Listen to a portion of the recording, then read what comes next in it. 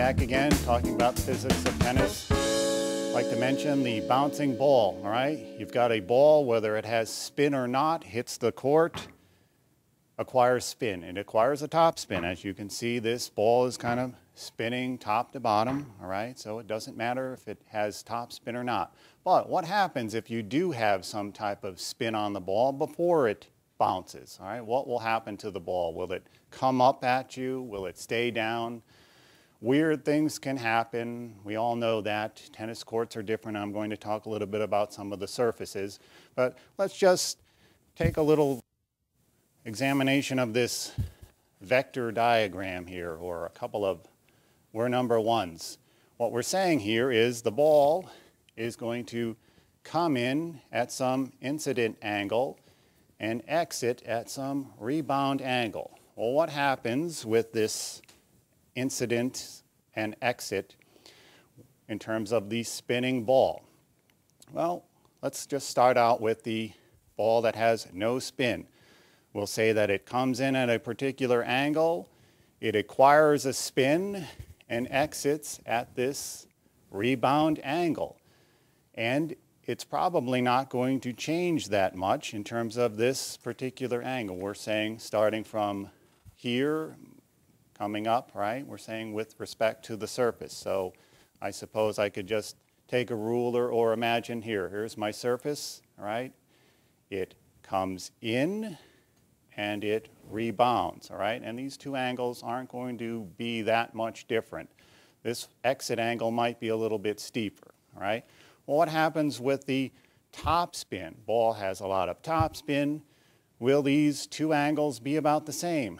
Well, no. Here, let's put this one up a little bit steeper. So if it's got big top spin, what happens is this angle is going to be reduced, all right? So as the top spin increases, the exit angle is reduced, meaning with respect to the surface. So we've got a steeper angle here, all right, and a shallower angle here.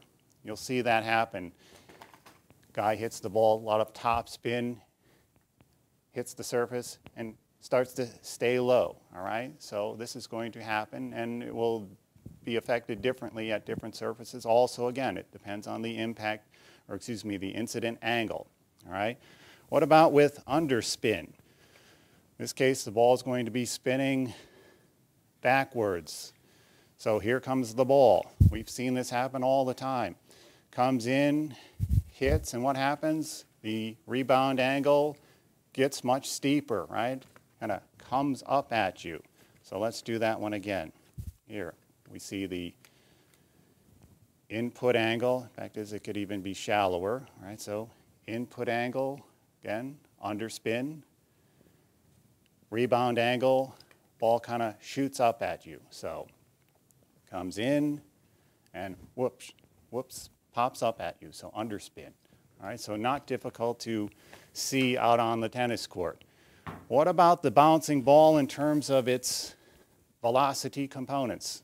Here I've got a couple of vectors and the velocity vector. In this case, we've got the velocity vector of the ball and its components. We have a horizontal component, we have a vertical component. When the ball is traveling through space in a parabolic trajectory, we talk about it moving with these components. Of course, the ball is not going to be moving this way when it's impacting the court. It's going to be coming in at this angle. So here it comes in, right? Comes in at this angle, still has components. This is its vertical component. This is its horizontal component. And these two components will change with the types of surface and the spin of the ball, all right? So for example, with no spin, all right, and there's a lot of data on this, you're going to see the faster courts such that this vertical component is going to be smaller. The horizontal component, okay, is going to be larger. So the faster course, meaning the ball kind of takes off and stays low, right? So this one's bigger, this one's smaller. It's not going to be going up as much as it's going to be going forward, all right? With the slower courts, you're going to see the opposite effect. The ball's not going to stay low as much, it's going to kind of come up a little bit. So this component is going to be greater on the slower court. What happens with the topspin? Well, let's try 3 different surfaces, say grass, concrete, clay, all right? What happens with the faster surfaces versus the slower surfaces? You've got some top spin on the ball, all right? The horizontal component, for example, for the clay is going to be larger than for the grass. The grass, the vertical component is going to be greater. The ball is going to stay down a little bit more than it does with the clay, all right? So you can use this when you're out on the courts. You want to put big top spin on the ball, you're going to have a different effect when the ball is coming off the court for your opponent. So it's twofold. Top spin, you want to put top spin on the ball so that you can develop the Magnus force to keep the ball in the court, all right? Meaning you want it over the net, but keep it in the court. You don't want to go past the baseline.